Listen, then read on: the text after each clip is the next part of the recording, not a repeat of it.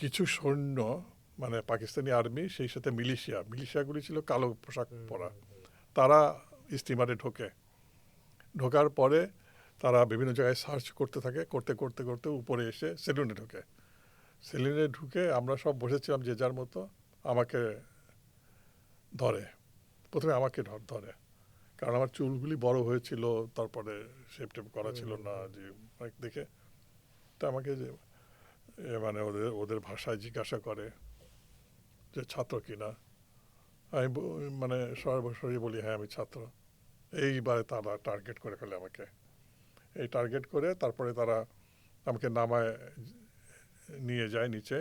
এবং আমি শুনতে পারছি পরবর্তী সময়ে যে প্রতিদিন ওই স্টিমার থেকে ওরা এই ধরনের ছেলেপেলে ধরে নিয়ে আসতো, এবং যাদের ধরে নিয়ে আসতো ওই স্টিমার ছেড়ে দেওয়ার পরে ওই মানে তাদের সাথে আলাপ টালাপ করে ওই ঘাটের কাছে, ওই ঝালকাঠিতে ওই ঘাটের কাছে তাদেরকে নিয়ে মানে মেরে নদীতে ফেলে দিত।